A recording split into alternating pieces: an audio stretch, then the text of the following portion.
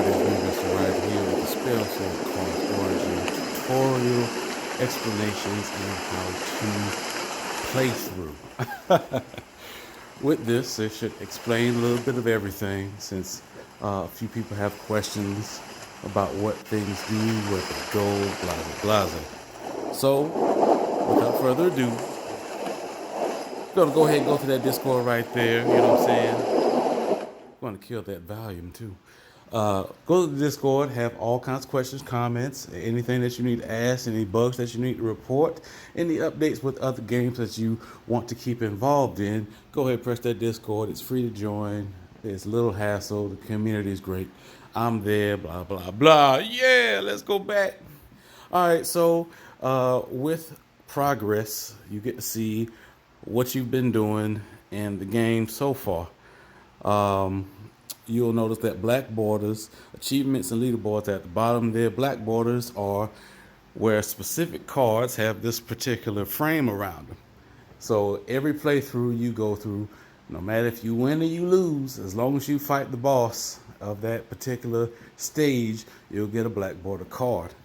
There's usually 1 to 3 in, for instance, Center Soul. 1, 2, 3. So I have black borders for all 3 of those. And different, you'll never come across the same black border twice. So there's always something to be gained from that.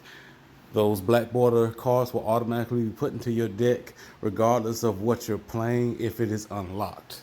So we're going to go with the class, race, and path.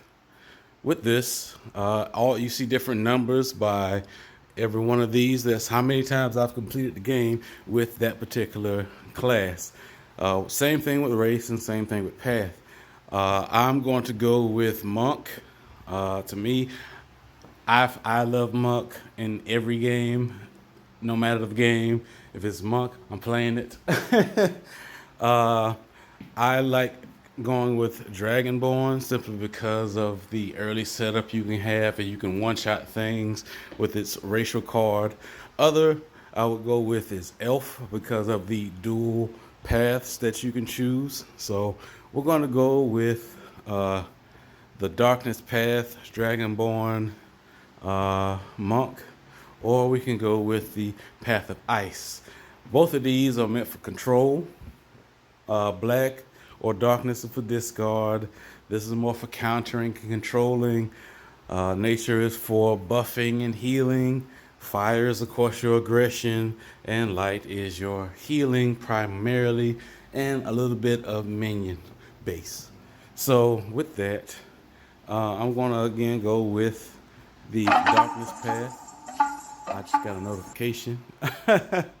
And we're going to go. I'm not going to start. So every time you beat the game with a specific, path, class, and race, you get a percentage of difficulty. Now, if I play it on this, I won't pass the first couple of bosses. So we're going to leave this and go to the forest. So at the bottom of the screen, to the bottom left, you always want to check your skills, and this is isolated meditation. You'll always get a free card to add to your deck. Key Wings, I suggest getting that because it pretty much stops a lot of unnecessary damage. Monastery, it is good for taking out unnecessary cards that you don't want. So be mindful that you get one monastery, one blacksmith, one innkeeper, one shop, or one of each of these specific destinations, these locations, and at the end until you fight the boss, and then it refreshes and you get one location per path that you take. So the first couple of monsters are physical based. And that's good. Again, to the bottom left, we have some skills here. We have no shadow strike. Put 2 strike cards into your hand, equal to your martial arts effect. We don't want to do that. And then we got Mimic Movement. Top of the last card in the enemy discard pile, put it into play for no cost. Fantastic, but we don't want to do that because my opponent didn't play anything. You want to keep in mind that down here, where the hourglass in the deck is, that is your action points and how many cards are left in your deck. So I'm going to discard Body Decoy and play my Dragon Breath. And in my turn, I took a damage. It's cool. I'm going to end turn because Dragon Breath stays on my opponent each turn. Of course, it goes down each turn, which is great. It's fine because it'll eventually, kill off the opponent. Random events, you just press it and you never know what you're going to get. Brothers in Arms. So Brothers in Arms is a minion card that goes into your opponent's deck and they shuffle. When they're drawn, deal 2 physical damage and reduce action points by 1. And they consume it. Consume means same thing as just taking it out of deck. So it's no problem. You'll always see, remove card from play and from your deck permanently. So, that's pretty much what it is. We don't want Brothers in Arms because we're not a minion based. We're more a physical based and with a second to magic. Now this wolf here, he's kind of tough. So we're going to go and apply the 5 burn. Discard the So with Grasshopper Stance, it's like a block for Monk, except for it goes up and there's usually more to it. You will notice that each card has stars at the bottom. That's the upgrade potential per card. Now every card has 3 stars. So because we don't want to take too much damage from the wolf, we're going to go ahead and defend. And there goes that. We're going to end the turn because of Dragon's Breath. Again, this is why I enjoy Dragonborn a lot. So with the treasure, you can, of course, get it. You never know what you're going to get. We have Dragon Punch. Deal 2 physical damage, reduce enemy actions by 1. It is up to you on what you want to do. I personally don't want it because later on I will have to take it out. Because my thoughts of Monk is the late game. Because early game, sure, I can handle a lot of things, but when I get around to the later bosses and later creatures, I really want to know that my deck isn't stacked full of cards like this. With this I would probably take simply because it does damage and you heal.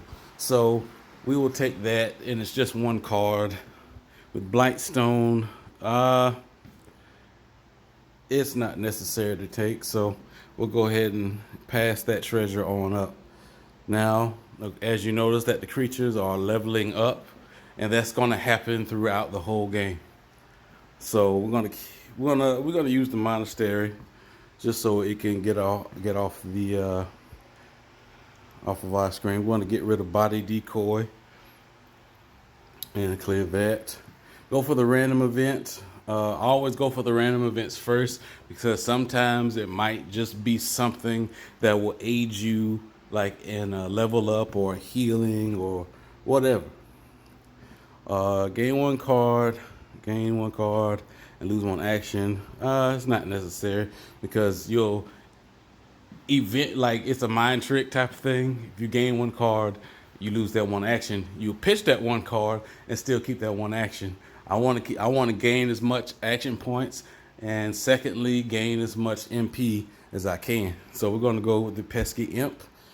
And you'll notice when you're fighting these tougher battles, right when you're about to level up, things start to get a little harder. So it'll almost seem like you're about to die, but just keep calm and let the game play out. So like right there, I'm halfway gone, but luckily I have the Reap card. And because I still have my Dragon His breath active, and I can't physically attack because of his block, his defense up there. And what is this? The fire resistance. So he'll still take 2, which is his life. And there he goes. And so now we've leveled up. Slither. So with these particular cards, they are called boomerang cards. So every time you activate its condition, as in whenever you cast a black spell card, it'll come back to your hand. So now Reap has twice as much efficiency of what I need it to do. So then you get to attach this particular card to something that you always want back to hand. So look out for these particular cards. Every path should have a card like this. Sturdy Bones would be a good close second, but you can only choose one. Cleansing Key, remove the last negative effect. It's not necessary. You get something later on. All right, so we're going to go with Alpha. So Training Grounds. Training Grounds is where you get to card fuse. This is what I was saying with Slither, being that we don't have much cards that we want to get to hand right now. We're going to go ahead and pass that up for right now. Alpha Wolf. So with martial arts, because you want to because the game can be fairly unbalanced with your martial arts, you can almost gain infinite martial arts as long as you have a way to attack. And there's that. We're going to go with the Dragon Breath again. We're going to pitch, slither, attack, and that's the game.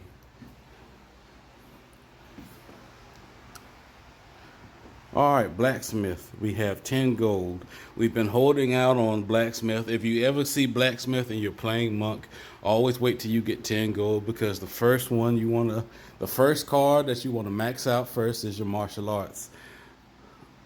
And so with that now it's costing 10, and now you're going to get Arcane Arts. Arcane Arts is the fist that hits behind physical defenses, so you're always going to be hitting no matter what the case is. So now we have no more money, and we're going to go ahead and clear out Blacksmith. We're going to go to the Minotaur. The Minotaur is relatively tough, but we're tougher. So we're going to attack, get R1, pass the turn. We're definitely going to use Grasshopper. We're going to pitch, slither. We're going to use Arcane. And even though we're not going to hit, it's still going to charge up our martial arts down here, our Qigong. So now we're going to get 3 Arcane Art attacks. We're going to use Reap, and then we're going to pitch, slither, and then go with the Arcane Arts and finish out the battle. And we just leveled up. Sweet. All right, Fist Flurry. That is a great card. It does 2 damage. That's not what we're looking for. We're looking at the discard a random enemy card. That is what we're looking for. Again, time study would be a close second, but because I like getting cards out of my opponent's hand, the less cards they play against me, the easier it is going to be for me to win. So we're going to go for the treasure again. See what they got. We got fist. Oh man. So with the treasures, you can take all 3 or none. We're going to take this Fist Flurry again, and we're going to take Throwing Knife. Throwing Knife is just 3 free attacks. So I'll play that once I get the chance to. And we have another Isolated Meditation. 12 arcane damage. We're going to definitely take that. We're going to fight the Orc. The Orc is usually tough. We're going to go with Reap and pass the turn. So we're going to go with grasshopper stance to mitigate some of the damage, uh, get a little bit of mana, and pass the turn. Because we don't have any attacks, we rarely will get any strikes. Key wings, we're going to pitch that, gain some, definitely need that. We're going to attack and pass turn.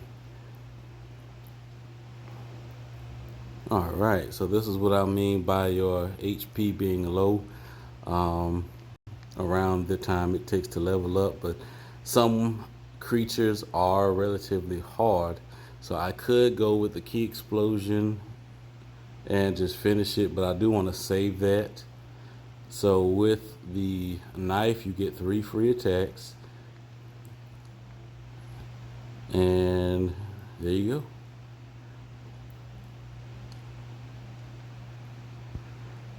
So with the shrine here, it's for healing. Usually after you level up, you'll automatically heal. It depends on what you're going to fight. Just to play it safe, I am going to heal. It heals you completely. And we're going to go with the Darkling, just because. So you'll also notice every time you attack, the more consecutive attacks you have, but pertaining to your level, right now we're only level 3, we get third gate. We get more damage, so yeah, it's always good. We're gonna reap and pass turn. All right. It's time to read my Bible, ladies and gentlemen. I'm gonna have to do that after we face the boss. Gonna do that. All right. So he has a lot of black cards. He has little mana, something that you also need to pay attention of. Um, those little bottles usually mean it's a magic attack. Being that he has no physical attacks, we have no need to block, but we'll keep it to pitch for another time. We're going to play all 3, activate our third gate. Each time we play an attack card, we get 1 additional damage. That really punishes our opponent later on. So we'll go ahead and attack for 8 damage and wait for our opponent. So this is where all of the green circles we have are buffs, and then we have, of course, weakness. Reduces physical damage you deal by 3 until next turn. Luckily, we don't have physical damage when it comes to Arcane Strike, so we're just gonna Arcane Strike. And we leveled up again. Open palm, not necessary. Reap, definitely not necessary. But we will go up in HP. That is always good. Every race has its own perks whenever you level up.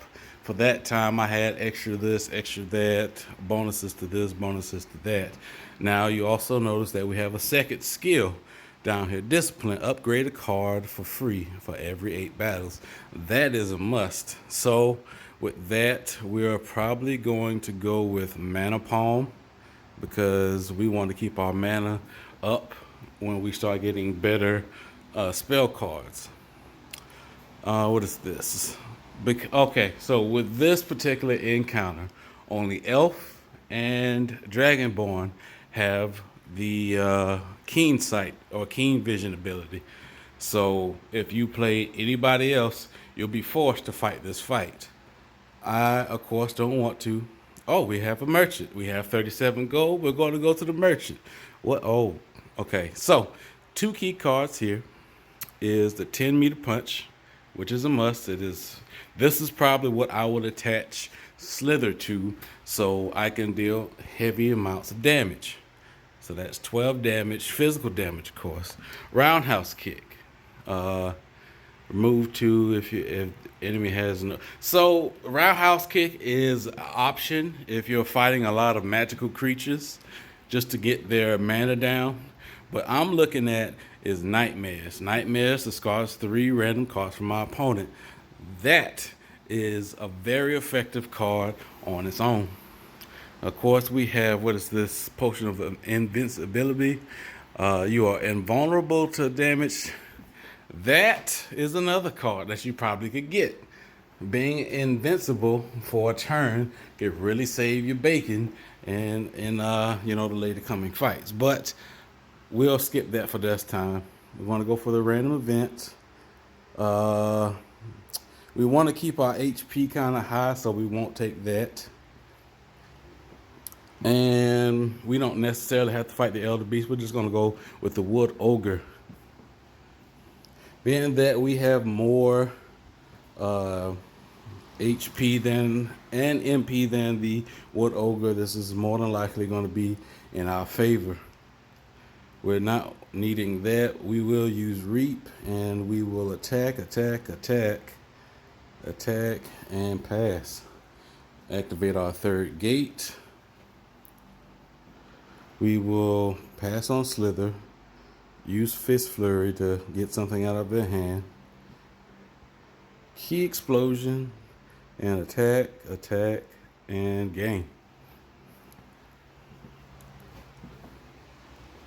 And we level up. We're going to go and take the No Shadow Punch.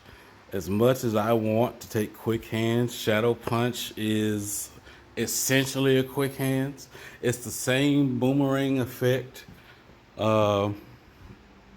whenever you play an attack card. So this is part 1 of the series. I hope you enjoyed. I will continue with the how to and what to look out for with this particular class. Comment, like, subscribe. I appreciate it.